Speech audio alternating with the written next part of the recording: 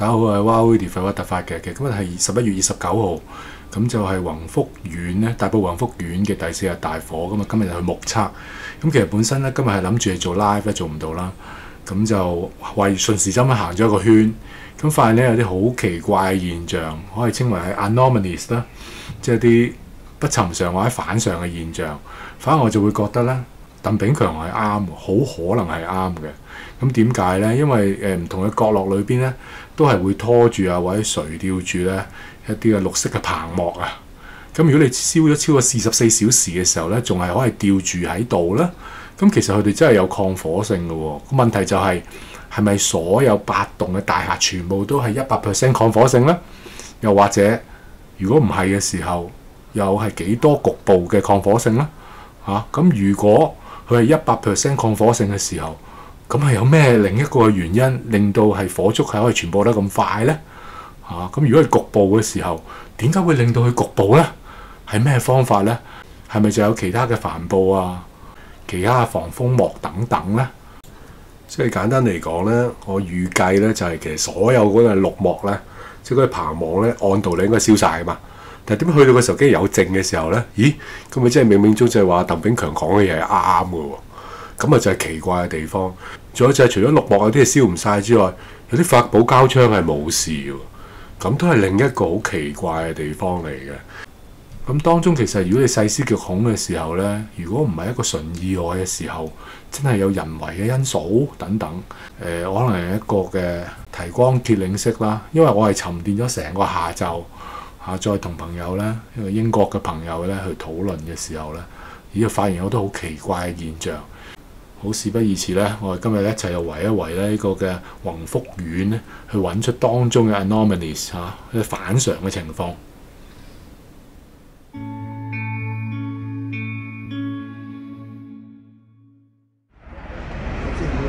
Sorry， 因為每逢一人多嘅時候就好難 live 嘅，咁頭先唔 work 啊。咁而家簡單講解一下啦。咁如果我係抽水，我第2日而家可以嚟到啦。咁我而家沉澱咗嘅。咁所以如果你由最初嗰個當係 A 座開始計咧 ，A、B、C、D、E、F 啦，咁你會見到咧最嚴重嘅就係 E 同 F 先嘅 ，C 都係。咁最先起火咧係宏昌啊，宏昌咧就會當係 F 啦。咁宏昌着火先起火啦，然後你又燒到隔離宏泰嘅，咁兩個都好嚴重噶啦。咁去到呢個 C 座宏信，你都見到分黑晒嘅。咁有時都好唔好意思，就係咧，你當好似真係燒到墓碑咁樣或者成個焚化爐咁樣咁我網上有時睇咧就係唔開心嘅，有啲報道佢哋會講到係話點講咧？可能佢用到個曲字啊，咁又有啲人留言就話唔好用個曲字啦。咁講真喺個角度，你係咁斟酌啲字，你係 roasted 嘅 barbecue 啊 ，cooked 呢個唔係個重點，個重點就係個成因啊嘛。不過你將所有嘅精力放喺嗰個問題度就好啦。咁我哋依家咧好快又行過去呢度睇睇有啲咩情況。呢個係臨時庇護中心，咁過橋火車站過嚟好快啊，幾分鐘都唔使。因為以前你踩單車咧，一入嚟大埔咧，呢個係變咗個地標啊嘛，個宏福苑。人㗎嘛，你唔係咁多人嘅。就係咁樣啦。咁翻嚟我係想講講佢嗰個 anomalies 有啲咩不尋常嘅地方啊。咁希望到時唔係解決一個發問嘅人啦，或者唔係解決一個係用腦思考嘅人啦。你思考有罪咁啊，乃事啦。OK。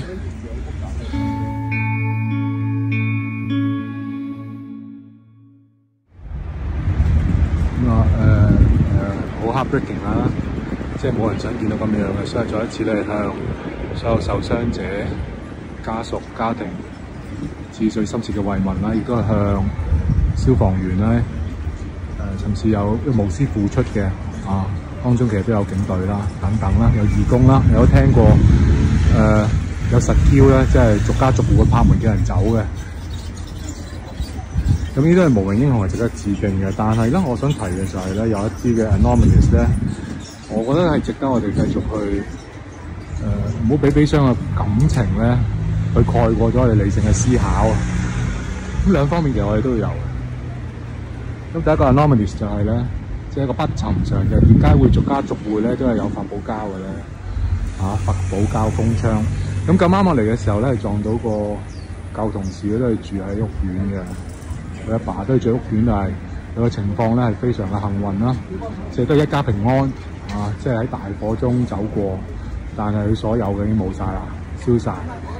咁佢自己都講啦，佢琴日咧係有好多個申請啦，申請呢樣申請嗰樣係忙啲嘅。咁但係最緊要係一家平安啦。咁我問翻佢發泡膠個問題，其實佢都唔清楚，即係屋外嘅情況啊，即係幾多位係封咗發泡膠都唔知道。咁有啲時候佢會開窗嘅，尤其是工程冇做到嚟嘅時候會開窗啦。工程嚟嘅時候咧，多塵咯就閂窗。咁呢個係一個嘅 update， 但係同一時間應該都係一個唔尋常嘅地方咯。即係點解係會有逐家逐戶嘅窗外都有發泡膠易燃物咧？呢個此其一啦。好奇怪嘅事，就算你燒到第二日嘅時候，第一日係26號啊嘛，下晝3點鐘 ，OK， 咁你燒到第二日嘅時候咧，咁我冇搞錯啦，嗰個新聞發佈會咧就喺呢度嘅。咁啊新聞發佈會都話咧，嗰個不尋常嚟嘅，有發泡膠係一個唔尋常。咁之後佢都補充埋啦，係嗰隻綠幕啦，你見到呢個竹形在啦，大部分嘅竹喺度嘅，佢係抗燒嘛，捉我哋竹筒飯係咪先？不過應該我哋行到去咧，向海啊、F 啊、G 啊、H 住嗰邊咧，其實啲竹咧就倒塌咗。咁但係因為你綁竹嗰啲係尼龍繩啊嘛，咁你斷咗尼龍咧，你倒塌落嚟都合理嘅就唔係因為嗰度連竹都燒埋。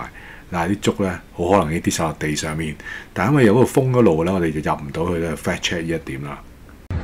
咁但係你嗰個綠幕，或者話一個棚網啦，係一個好大嘅嫌疑啦。如果佢傳熱傳得咁快，燒得咁快，咁我以為第一身嘅觀感，咁呢個係另一個唔尋常嘅地方嚟嘅。咁當然，保安局長啦，琴日啦，即係呢個28號，咁按翻佢新聞稿啦，我逐字睇翻咧，佢初步佢都提咗係初步檢驗咧，嗰啲嘅綠幕咧係符合呢個抗燒嗰個嘅水準嘅。個防火條例各方面咧，初步咧係通過。咁當然啦，你坊間一味就係咁鬧啦，因為明眼人咁睇話，透過影片嚟睇咧，唔似係即係達到呢個防火標準喎。咁然後之後佢又有一句啦，咁你咩都會燒着㗎啦，連竹都會燒着嘅。咁但係有時我覺得相對竹係更加耐燒啊嘛，係咪啊？大家知嘅，譬如你竹筒飯嗰啲，同埋我哋啲百年都係用竹棚嘅時候有佢道理啊嘛。佢個重量只係金屬棚嘅1%，又輕，有個韌力，個颱風嚟嘅時候都唔驚，因為有彈性啊嘛。你金屬嘅時候有燒到咯，你燒咗辣手喎，想爬窗走都唔得啦。如果係金屬，係咪？金屬高溫嘅時候你都可以屈曲㗎，跌落嚟嘅時候就嚇 Q 死人添。所以其實你咁快就將嗰個問題係推到落，或者 overgeneralize 咧，連嗰個嘅棚係有問題咧，太快啦。我留意到呢個留言就話咧，你都未燒完，第二日都未燒完，佢已經話要換金屬棚，你都未查完，係咪啊？咁當然佢個發新聞稿就會講，市民咧，你誤會咗政府嘅意思啦，你誤會咗發展局意思，好就當我哋誤會啦。咁但係咪佢咁快定性咗棚係有問題？呢個一個笑話咧。咁好多人都睇到其實棚唔係問題㗎啦，所以我唔需要再解釋。咁甚至第三嗰個 anomaly 係咩咧？即係當你第二日咁就話要係換金屬棚，咁一味鬧爆之外咧，另一個 anomaly 就係咧，你外國嘅傳媒咧好似收到稿咁樣，好奇怪嘅。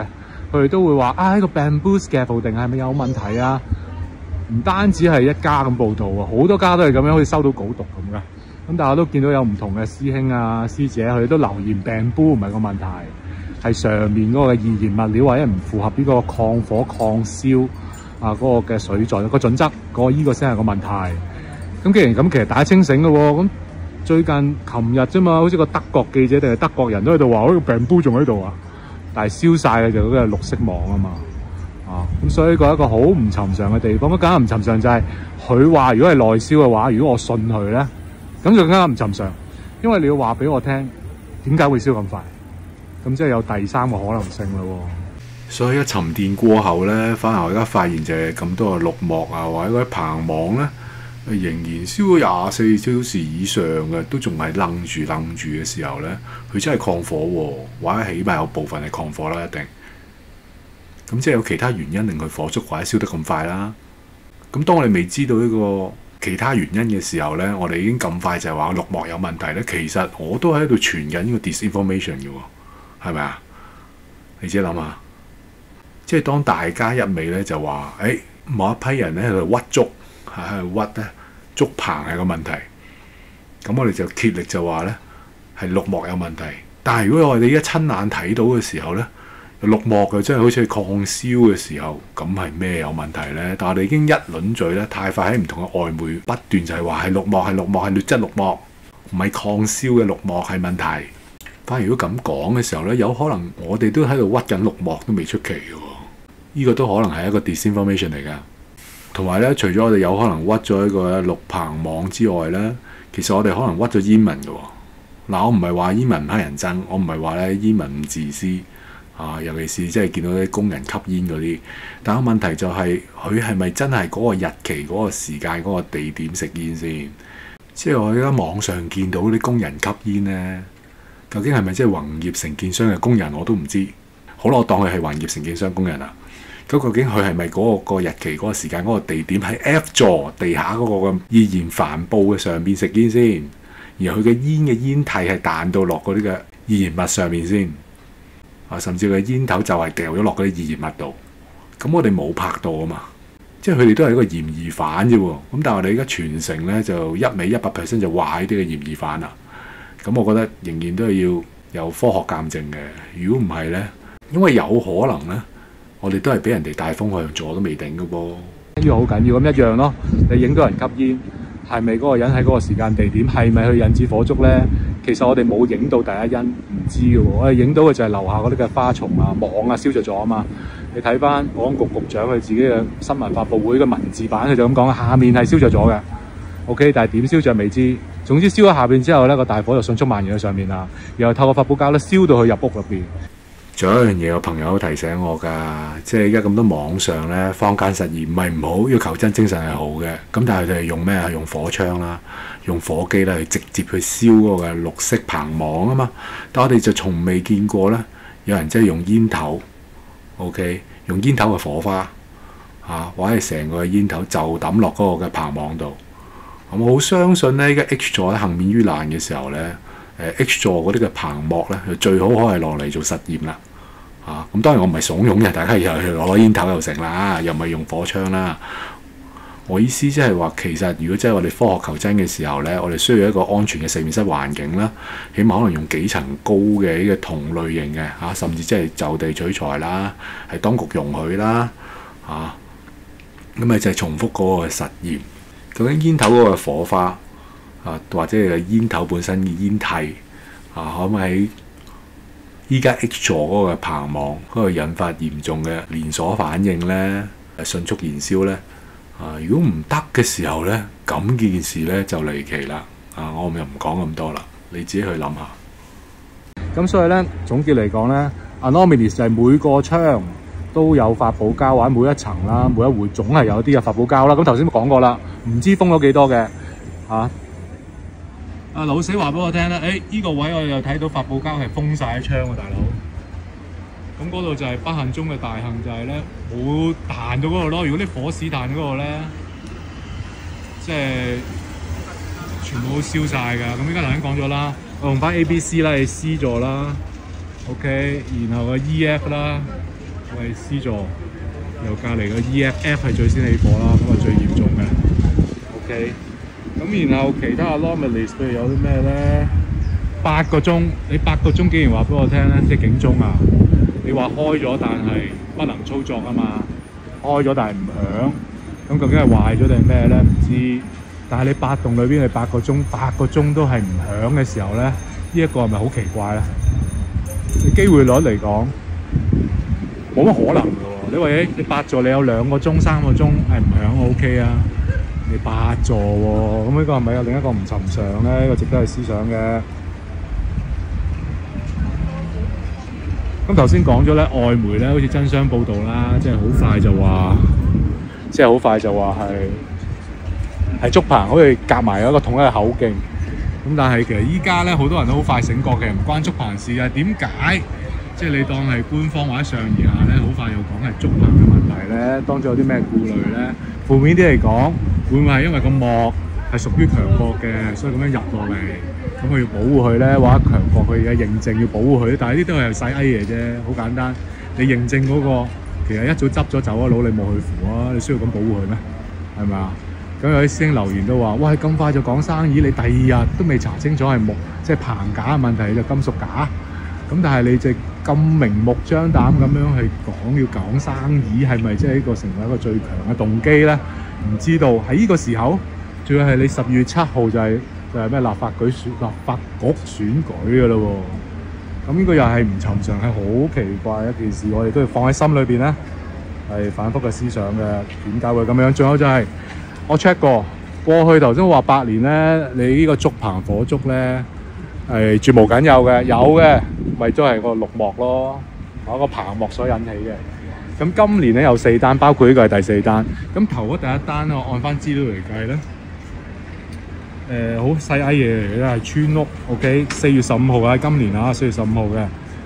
咁啊，消防員迅速係救熄㗎啦。咁5月12號咧，德輔道嘅時候咧，建築地盤咧，外牆棚架都係着火嘅。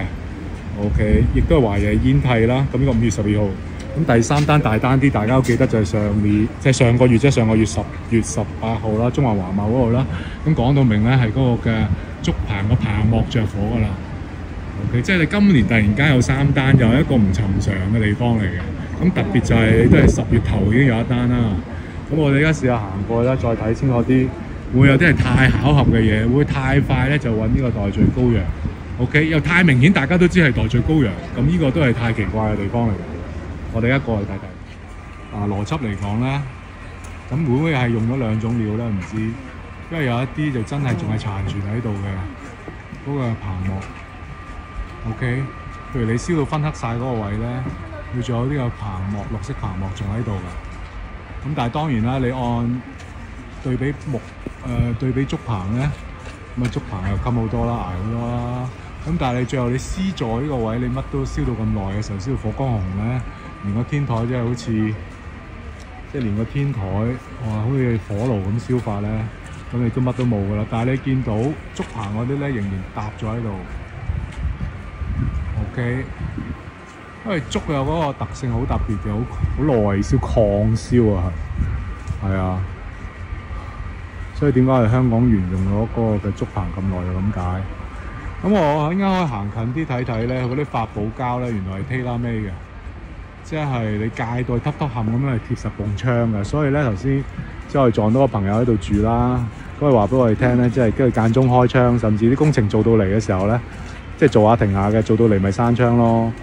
咁依家咁睇嘅時候咧，嗰啲發泡膠其實就凹凹陷嘅，凹凹陷，但係要行近啲咧先至可以睇到啦。OK。咁啊，按翻報道咧，都要等3個禮拜、4個禮拜先入去啦，因為現場嘅環境真係太危險啦。最主要係咁樣樣。所以我揾翻我老友睇下點樣。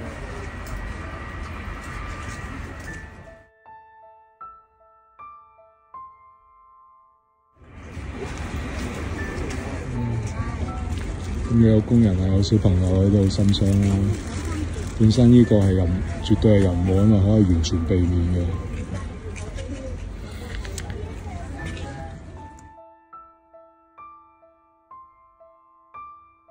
就係嗰啲綠色嗰啲保護膜就消失。係啦，我哋覺得好詫異就係呢個 A 座咧，即係應該由佢 F 嗰度一路燒過嚟啦。咁我哋又要問點解個 F 座呢啲發泡膠冇燒到咧？好奇怪，佢分黑咗嗰個位咧，咁就燒着咗啦。即係你8座裏邊有7座火光紅紅啦，咁但係照道理嗰啲發泡膠應該都係好大鑊嘅喎，但係又冇事嘅時候又解釋唔到佢個位。仲有頭先我都有同阿老師去傾咧，你 A 座咧可能因為風向啦，所以 A 座冇燒到嘅。咁但係個問題我哋始終都係要解決，但係尷尬嘅位就係咧，究竟我哋信得邊個咧？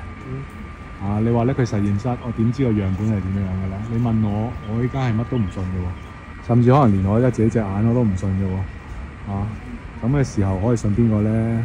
即係依家個情況好奇怪嘅，有啲嘅綠幕咧係似真係有嗰個抗火嗰個能力嘅，因為按翻嗰幅即係燒咗咁耐啦，你26號下晝，你燒到27號嘅夜晚。仲係燒緊噶嘛上邊啊。咁但係某一啲嘅綠幕係真係喺度喎，放火喎，而易燃嘅發泡膠又竟然又冇燒着喎，呢啲都係一個奇怪嘅地方。頭先我都講咗啦，咁就算你吸煙，就算你話你吸煙咁樣嘅計，究竟係咪真係嗰啲工人咧？我哋係影唔到噶嘛，你明唔明我意思啊？咁究竟呢個人禍牽涉到有幾多嘅人禍，同埋背後嗰個嘅動機係如何咧？呢個都係我哋要放喺心裏邊嘅，係不斷去驗證，去再驗證嘅。咁現場咧就有好多人憑吊啦，咁放花嘅地方咧都多過一個嘅。咁我自己今日咧都冇帶到穩定器啦，喺個失策啦。咁但係冇辦法啦，我哋即係盡量去記錄低啦，同埋研究嗰個真相咧。有時都唔係一時三刻嘅，即係依家揾到嘅 anomalies 咧，就係譬如你而家 A 座啦，咁佢竟然有啲位係燒佢唔到，仲係發泡膠嚟，近嗰個嘅大火源喎都。你見到昏黑一片嗰度咧，你樓下就係發泡膠啦，燒唔到喎竟然。咁又係去最後嗰一座H 座咧，即係第8座啦，喺後邊嘅。我又想睇下佢嗰個綠幕有冇彈到火屎。如果綠幕彈咗火屎，辣咗少少，但係燒唔着咧，咁即係話起碼 H 座即係第8座咧，佢嗰個抗火能力嘅真係喺度嘅，有嘅喎。咁依家過去 fact check 下。咁當然風向咧都可以令佢冇着火啦。睇睇。大佬啊！佢而家真係。咁你見到所有窗都封到實一實嘅，但係嗰個奇怪嘅現象就係咧，你有啲嘅綠幕係真係捱到嘅幕棚網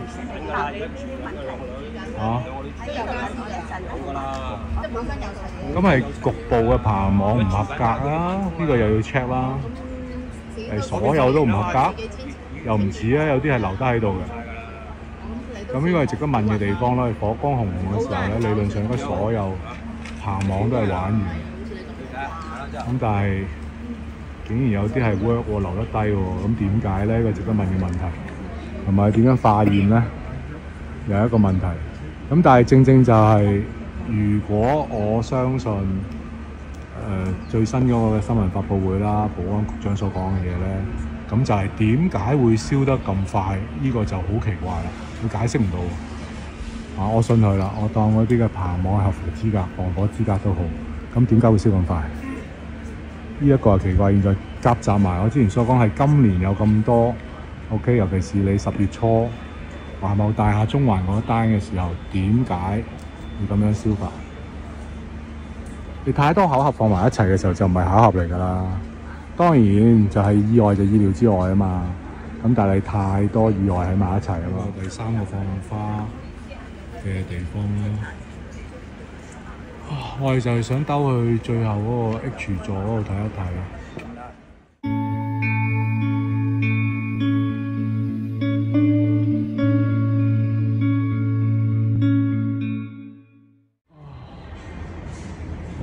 以前好怕呢啲方形啲天井咧，就係其實有時啲人自殺嗰啲啊嘛，係啊。咁依家就有啲位係封咗啦，咁我哋去唔到嗰個 A B C D E F G H， 去唔到 H， 咁要兜遠啲。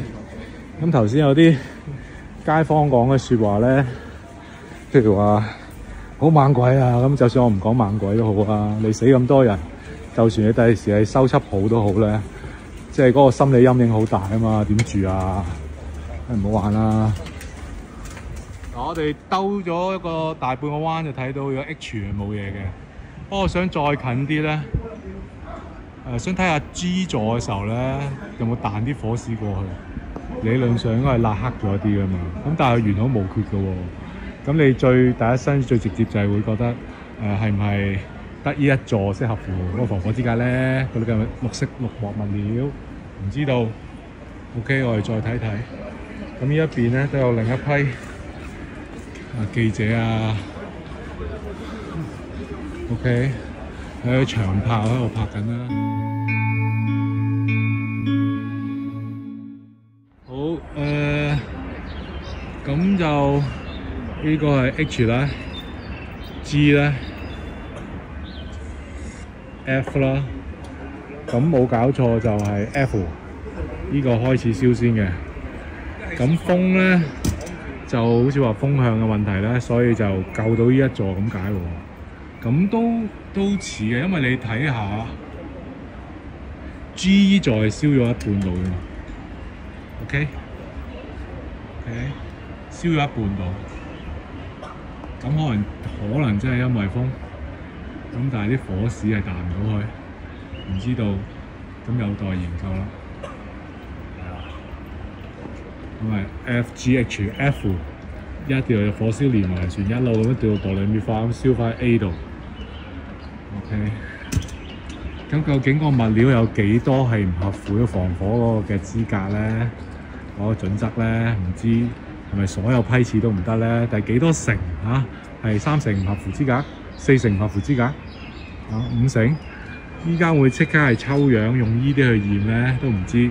咁當然啦，要小心啦，因為如果我哋民間我哋自己抽咧，好似瑞和苑嗰度就話啊嘛，即刻俾個管理處話係告佢偷嘢啊嘛，所以好惡㗎。我哋要諗一個方法，又唔會惹官非，但係同一時間咧，可能係檢測到嘅時候咧，咁先係夠科學咯。但係依家有個困難嘅地方就係呢度，即係有時你民間想去好科學地去驗證嘅時候咧，有可能俾人話你係偷嘢，咁所以都要有智慧地追查真相，就咁解。我哋多數你新聞報道嘅鏡頭都係影個屋苑外圍啦，咁依家內邊咧，其實都係慘不忍睹啊！咁呢度即係差唔多呢度平台嗰啲所有嘅中心啊，各方面咧都係做咗救援用㗎啦。嗰度有間麥記啦，有時候免費餐提供俾啲災民食啦。咁我哋行緊過去嘅時候咧，睇到隔離啲方形咗，呢啲叫咩名話？呢啲井字形係啦，呢啲井字形嘅。咁你第時你鑑粗嚟咧，你真係要用國貨嗰啲金屬棚咧，你就冇再啲竹棚㗎啦。咁你仲更加重，你喺外牆要爆螺絲啊，諸如此類，呢啲都有嘅。佢下邊咯，佢有個金屬架托住，由上面就竹棚嘅。但係你到時你成個金屬嘅時候又好重啊嘛，仲麻煩仲危險啦。咁但係冇辦法啦，一入去講嘅啫嘛。咁我而家睇下咧 ，H 嗰個係點樣樣？你而家見到燒到咁嘅樣，你嗰200失聯。其實你都知道凶多吉少啦，即係對唔住都要直接咁講。更何況係唔止200咧，你有啲冇上報道嘅咧，係咪啊？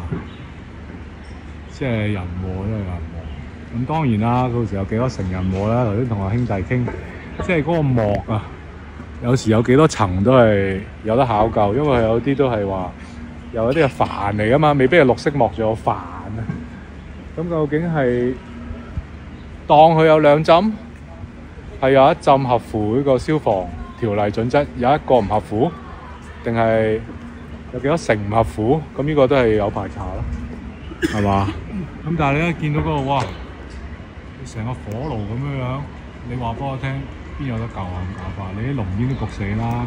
咁你留意到啦，即係網上一啲嘅文字記錄啦，有個新環者係2樓嘅，你2樓開門啊，應該係伸手不見五指咯。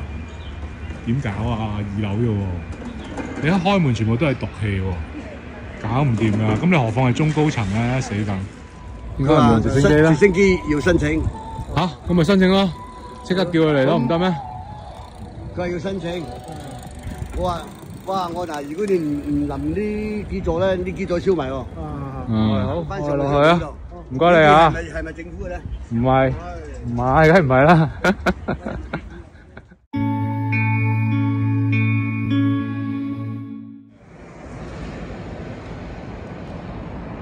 有啲發泡膠係冇燒到，係啦，嗱，呢啲又最初嗰個 F 座啦，咁就燒得最應棍啦。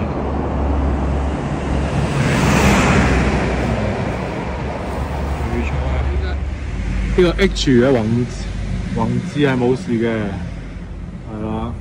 咁你最尖嗰個 F 咧，宏昌咧，首先起火啦。咁我去翻吐露港單車徑嗰邊，咁咪一個圈，呢個雲昌係第一個起火嘅地方。咁然後咧，雲芝又冇事。咁依家睇咧，可能真係因為風響救咗佢啦。咁如果想再埋啲咧，又真係唔覺有火屎彈到佢喎，唔覺喎。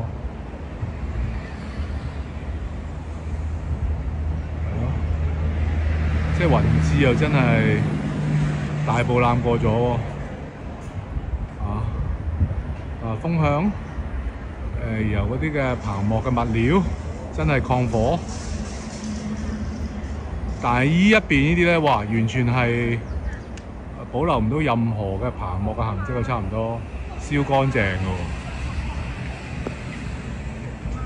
跟住雲昌你第一棟咁燒呢啲全部冇晒啦。會唔會係依一度就係唔抗火咧？唔知，所以你而家8棟裏邊咧，究竟有幾多係抗火嘅棚幕咧？有幾多成合乎資格咧？呢啲都係有待查考嘅。因為你見到你兩棟你一對比，你睇到咧，你隔離係剩翻一啲嘅喎都，但係你雲昌咧係冇晒嘅咯喎，好恐怖！咁究竟點解咧？如果有待師兄去研究。依家都係唔知道嘅。咁我哋兜翻出去嘅時候咧，又去翻車站。OK。咁呢個係我哋不嬲都係以前踩單車都係咁樣嚟㗎啦。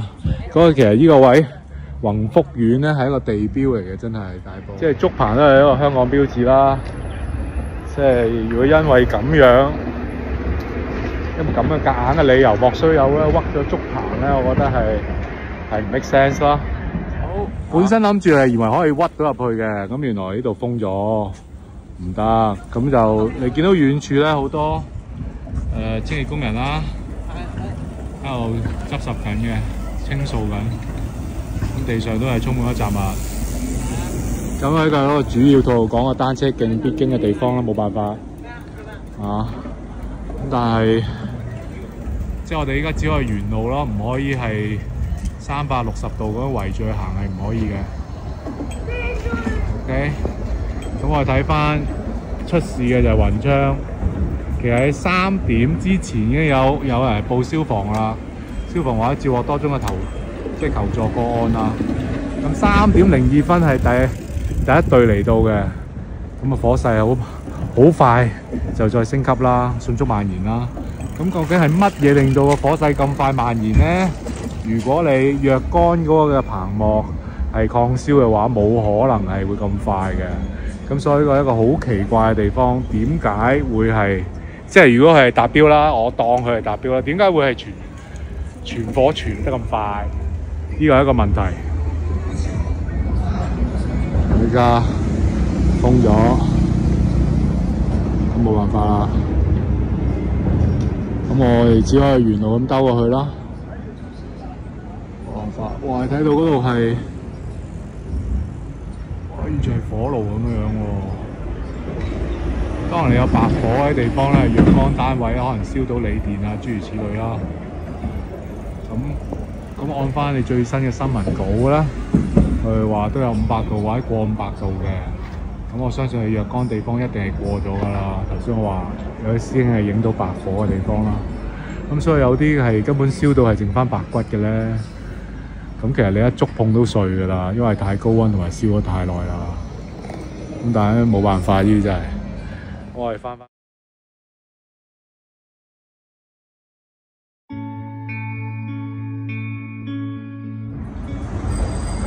個再一次係影翻個雲昌啊！點解有啲背光唔係好清楚啊？但係即係燒到呢度禿晒㗎啦，冇晒。因為佢第一棟咧係當 F 座啦。咁頭先講咗物料嗰方面咧，未必係所有都係違規嘅，當然亦都未必係所有都係抗火咯。咁就要睇下你有幾信咧當局啦。咁依家頭先話封咗啦，行唔到啦，所以我哋要去兜路。咁解？因為逐個單位都要一路咁樣係航拍一路掃上去，影翻成個。即係成個大廈四面一路影，因為你留個 record 啊嘛，你咁樣再風吹草動，你唔知道之後會變咗乜嘢噶嘛。咁你咪對比到究竟係邊度有問題，有幾多成出問題咯。H 冇事，G 呢度曲晒 ，F 雲章篤晒。好，呢個嚟嘅。咁依家咁睇咧，即頭先最遠嗰座背面真係咩都燒晒嘅，或者嗰啲棚架都真係冧嘅，咁所以有時咧都係需要咧，真係嚟現場先知道咯。咁某程度咧，我唔係幫譚炳強，但係佢講嘅嘢又唔係錯晒喎，即係有啲真係抗火啦，或者最後乜都燒晒㗎啦。咁頭先我講咗，你要按翻個比例嘅，呢個就係咁樣樣。咁我哋而家看翻沿路行嘅時候咧，就睇下有冇一啲嘅街坊。咁頭先同事個麥基愛，咁就有啲物資係俾人哋自取嘅。咁呢度都係有其他物資放喺度嘅。咁有時啲物資應該唔係露宿者唔會咁樣瞓喺商場嘅。唔係啊，佢所有嗰啲係俾人哋當初未開 centre 嘅時候咧，咁大家喺度瞓住先。有時都唔係即係人命嘅問題，人命咧一定痛啦。咁就算你大步攬過都好，你所有嘅財物嗰啲都冇晒嘅，啲好慘嘅事嚟啊嘛。即係你咁辛苦砌嘅模型啊等等都冇晒喎。買嘅超合金，買嘅珍藏限量版各方面，所有嘅你結婚嘅金器啊等等，嗰個價值嘅相簿啊禮物咧，全部冇晒喎。即係冇咗就冇咗㗎啦嘛。雖然話你一切都係身外物啫，咁但係嗰種痛真係好難以形容。咁你更加如果你係人命傷亡嘅話咧，你更加慘啦。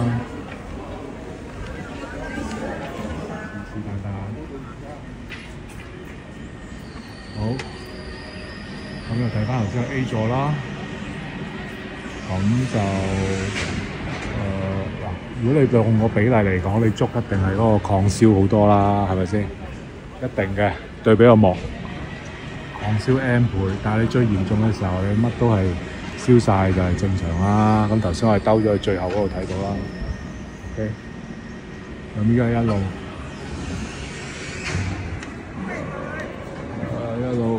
咁唔同人士嚟憑吊啦，唔同嘅新聞從業員嚟到啦。人哋影嗰個憑吊嘅地方有問題就算啦。佢又冇干擾到其他人，喺度嚟大鬼嘢啦。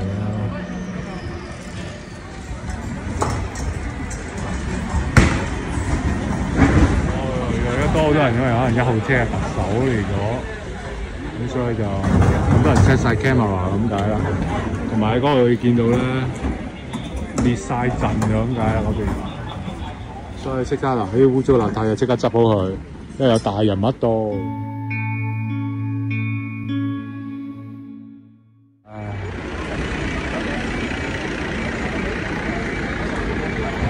迴避啊！咁佢有印象頭先呢度係冇人噶嘛，冇記者啊嘛。亦都冇咁多駐手啊嘛，咁啊傳媒聯絡隊啊呢啲係嚟晒啦，有啲列仲都有啦，咁所以就睇下咯，睇下現場環境如何啦。等緊出嚟嘅，等緊特首出嚟。咁依家 roughly 咧，其實每個單位消防已經入咗去㗎啦。咁但係始終因為可能有太多嘅雜物咧，咁可能都係初步嘅，即係個檢查啫。你最後可能要等到3個禮拜，我唔知係慢慢咧先搞得清楚咧，即係失蹤嘅人去咗邊度啦。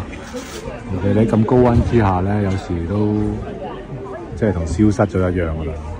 咁我哋再等多一陣啦，咁等唔到就算啦。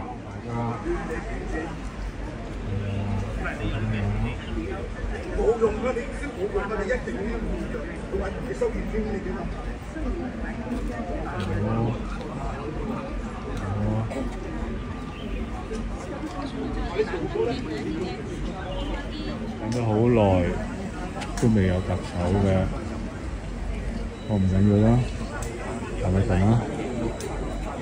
有陣，等一陣，開走咗喎，竟然，但係未上車嘅噃，咁即係點咧？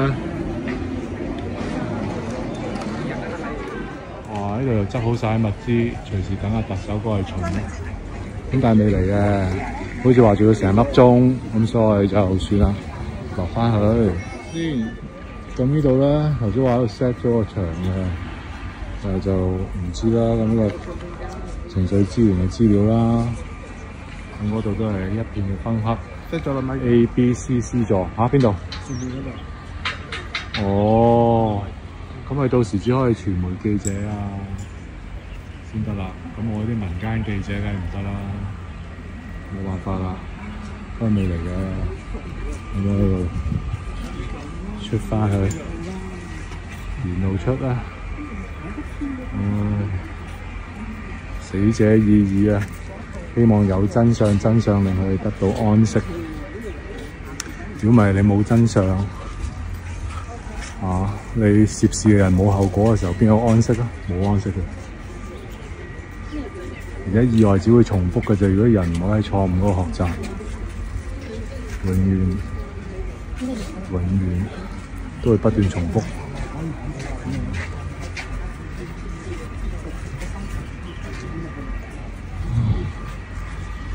外媒都嚟啦，咁仍然有唔同嘅喺度變裝啦。依家係就時間啦，俾頭先嘅大家出嚟啦。你可以擺，不過請排隊。係。同埋獻花嘅時候咧，都越嚟越多人，冇辦法啦，冇辦法。因為呢個係全世界注目啦，你英國你都係得一棟嘅。2017年嘅時候 ，Grenfell， 咁你而家係7棟喎。你哋話點會唔派人咧？佢話頭先要獻花嗰度，你都要排隊啦，太多人啦已經。工人姐姐都報道，咁我哋而家沿路行翻去走啦。明白，希望啲人咪之後嚟睇 show 咁睇咯。下一站大學，下一站大學。Next station, University。冇啦。